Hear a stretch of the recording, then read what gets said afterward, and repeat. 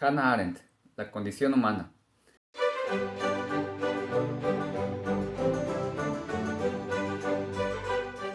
Para poder entender el contenido de este libro y todo lo que nos depara, es necesario e importante el entender cuál es su preparación.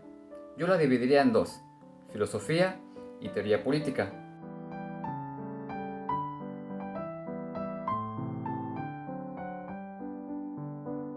Entonces, el punto de este libro va a ser desde un punto filosófico y político, no desde un punto de ciencias exactas o ciencias naturales, como podría ser la biología o como podría ser la medicina. Su obra está dividida en 6 capítulos: la condición humana, la esfera pública y la esfera privada, labor, trabajo, acción y mi favorito, la vida activa y la época moderna. En el primer capítulo, denominado La condición humana, nos plantea un poco su teoría sobre la vida activa, que es una de las condiciones humanas que hace que nosotros funcionemos, donde plantea 3 actividades fundamentales: labor, trabajo y acción. Entiéndase esto con sinónimos. Labor es poder funcionar, trabajo es producir y acción es hacer.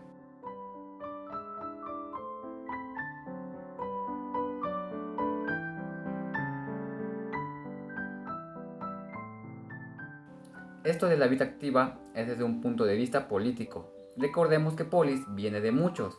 Después de la vida activa, plantea la vida contemplativa.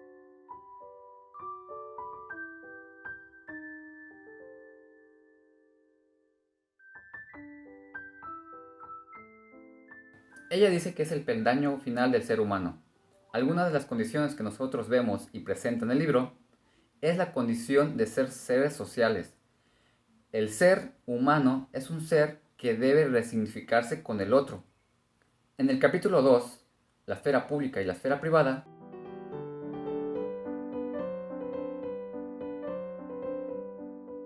me gustaría citar un fragmento de los primeros párrafos de este capítulo y posteriormente constatar ideas para mejor entendimiento de todo lo que plantea. Como dije en el capítulo 1, todas las condiciones humanas están condicionadas bajo el hecho de que los hombres viven con otros hombres, o sea que el hecho de que los hombres vivan juntos.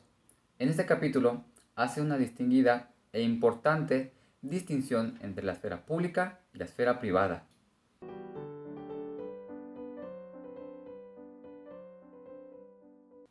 La esfera pública es un conjunto de personas que posiblemente también sea un conjunto con el fin de obtener medios con intereses en común. Y por el otro lado, la esfera privada son los amigos, la familia, entre otros. La vida política de estas y su acción como su retroacción de lo que haríamos nosotros como individuos. Por un lado, nos constituimos con nuestra familia y por el otro con nuestra sociedad, así como nuestros amigos o nación. Entonces, la vida activa, política, dentro de la esfera pública y la esfera privada, tienden a ser semejantes, pero no iguales. Para una mejor ejemplificación de esto, tenemos a las normas sociales o las normas jurídicas, tanto a la moral como a la ética.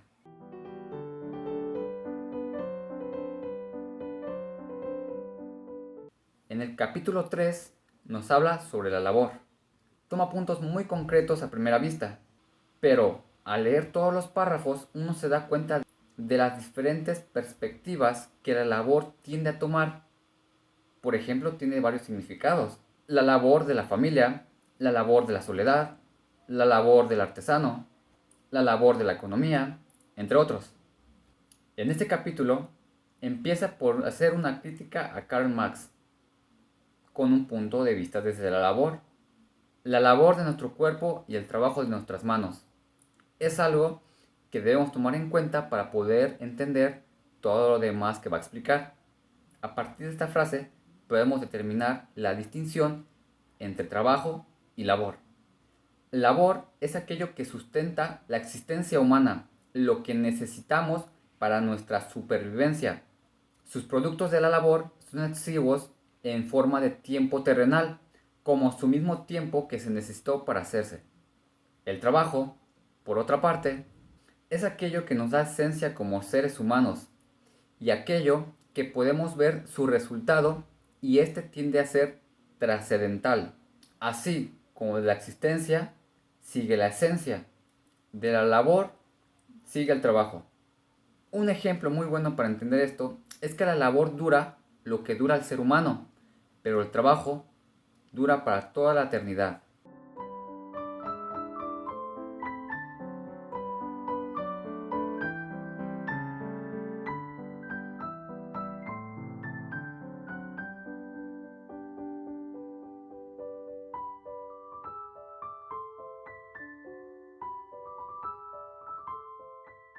Consecuentemente, nos vamos adelantando donde ya no existe una distinción entre trabajo y labor. Ahora es trabajo intelectual y manual. En la Edad Moderna se da y se denota una mayor distinción entre estos dos tipos de trabajo, con el contexto de que bajo la época moderna, la función de su trabajo o de su labor debía de demostrar su utilidad para toda la sociedad en general, por supuesto. Y, puesto que las ocupaciones intelectuales no representaban una utilidad, se hizo una dudosa glorificación a través de la labor. Así que era normal que los intelectuales se quisieran integrar al mercado laboral, a la población trabajadora. Después, algo muy interesante en el libro es que hace una distinción y la manera en que se debe juzgar el trabajo. Para esto, hace las siguientes analogías. La diferencia de un pan, cuya expectativa en el mundo es apenas de más de un día, y la de una mesa, que fácilmente podría durar lo que dura una generación de hombres, es mucho más clara y decisiva entre la distinción de un panadero a un carpintero. No obstante, debemos entender que el pan contiene trigo y independientemente del proceso que éste tenga, el trigo permanecerá ahí. Su opinión referente aquí es la discrepancia entre el lenguaje y la teoría que observamos anteriormente.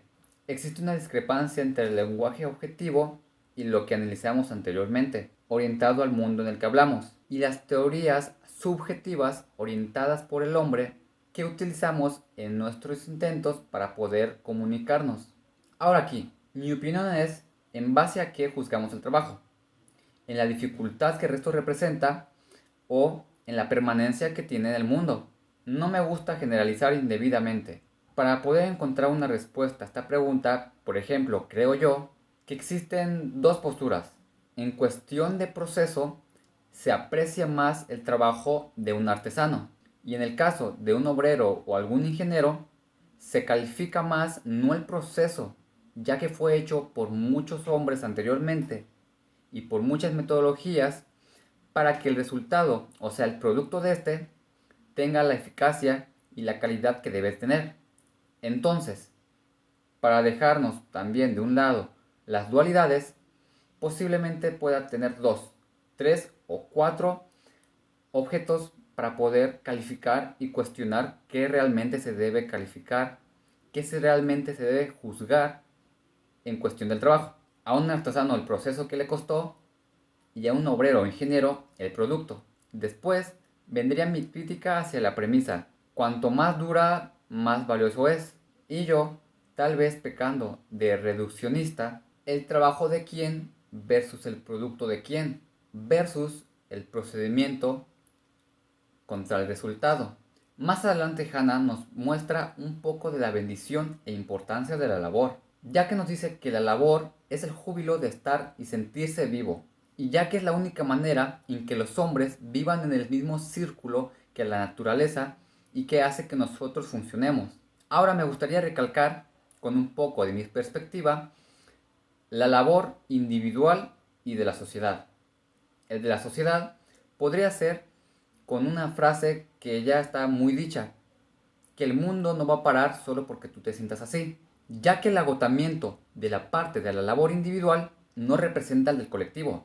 Y ahora, el sujeto del proceso laborante, bajo las condiciones objetivas de la labor, bajo las condiciones de la división de la labor, es una fuerza colectiva, una fuerza laboral colectiva, una fuerza laboral de todos y no individual.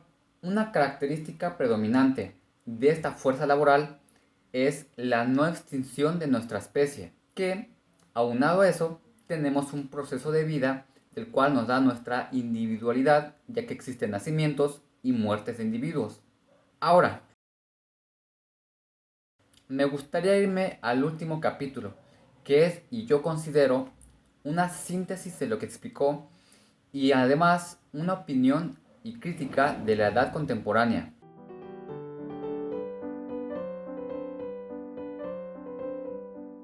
La vida activa, como ya dijimos, está relacionada con la vida de la polis, la vida que nosotros debemos hacer, que contiene trabajo y labor. Ahora, para entender esto, me gustaría explicar dos puntos. Número uno, la distinción entre homo faber y la distinción entre homo laborans. Como ya dijimos, el homo faber tiende a ser el trabajador y el homo laborans, como su nombre lo indica, es el hombre que labora. El homo faber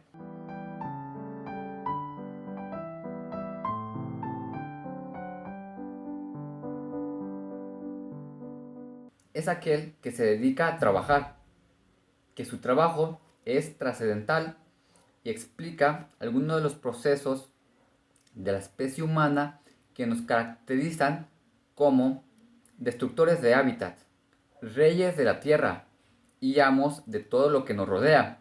Porque, como ya dijimos que es la labor de nuestro cuerpo y el trabajo de nuestras manos, nosotros, o bueno, el Homo Faber moldea su mundo a través del trabajo, en contraste con el Homo Laborans, y este se tiene que adaptar al ciclo de vida que su condición le tiende a presentar. Entonces ya entendimos lo que es el hombre laborans, Homo laborans y el Homo faber.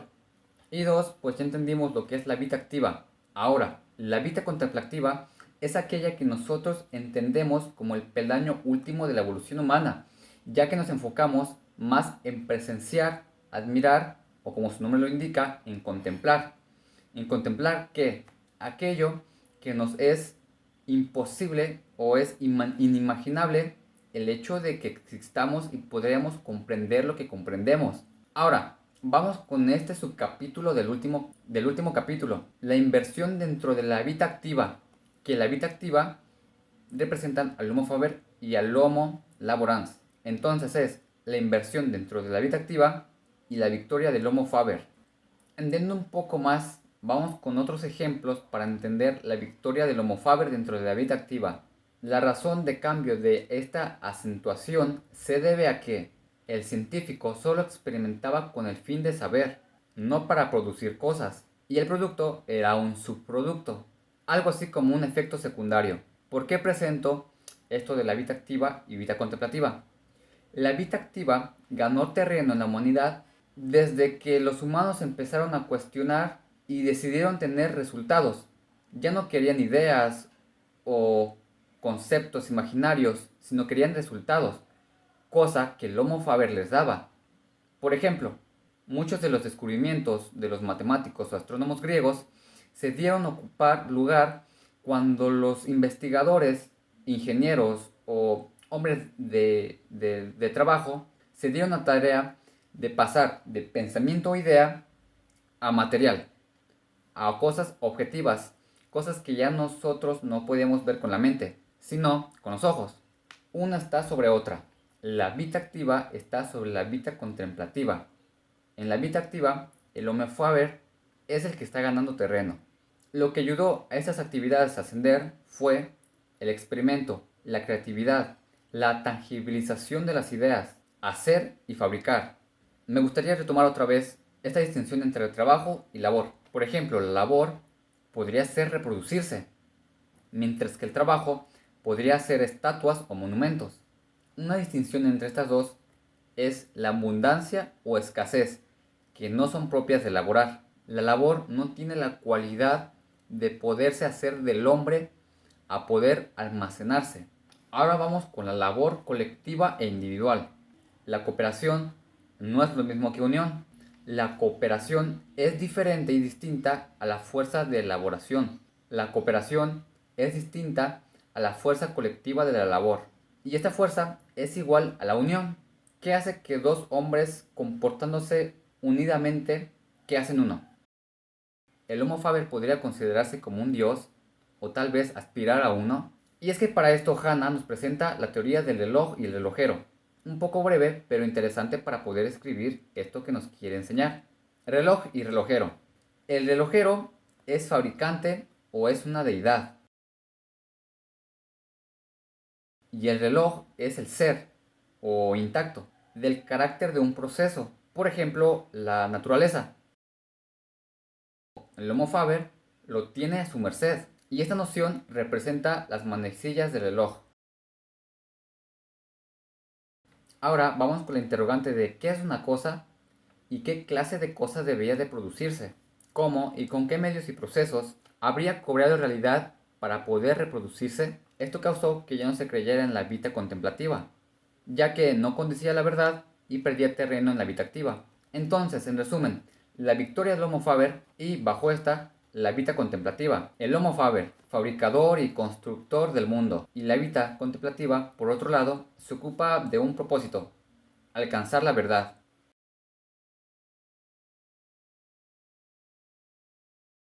La derrota del Homo Faber y el principio de utilidad. La principal causa por la que el Homo Faber fue derrotado, y podría ser una de las más frecuentes y comunes que hasta nuestros días se ve actualmente, y es que el principio de utilidad, tal vez con un poco de insatisfacción, pierde por completo sentido y reina sobre este el principio de felicidad, felicidad tanto de mí como de la sociedad. Las cosas mundanas ya no se consideran primordialmente útiles, ya que en esto de la insatisfacción, el proceso pasa de producto y el producto pasa para hacer otro proceso y el proceso para otro producto, y así sucesivamente. O sea que el producto resultante de algo tendería a ser el producto para producir algo más. ¿De qué le sirve al mundo y a la sociedad tener tantas cosas si eso no los hace felices? Esta radical pérdida se da en cuanto éste se consume y se representa como creador de procesos y artificios humanos, a fabricante de útiles para fabricar más útiles. Ahora, ¿por qué? Porque ya el modelo de medición ya no es su utilidad, sino la felicidad que le da al hombre. O sea, el grado de satisfacción o placer al poder producir o consumir el producto. Entonces, tenemos que ya estamos insatisfechos, ya que tenemos las necesidades materiales suficientes para la supervivencia. Una vez alcanzado esto, vienen los deseos. Y los deseos, ojo, no son nada fáciles de satisfacer. Incluso considero yo que son imposibles de saciar. Entonces, posiblemente el existencialismo tendería a jugar un rol importante aquí, ya que tenemos todo, pero a la vez no tenemos nada. Tenemos productos, tenemos cosas para consumir, pero no somos felices.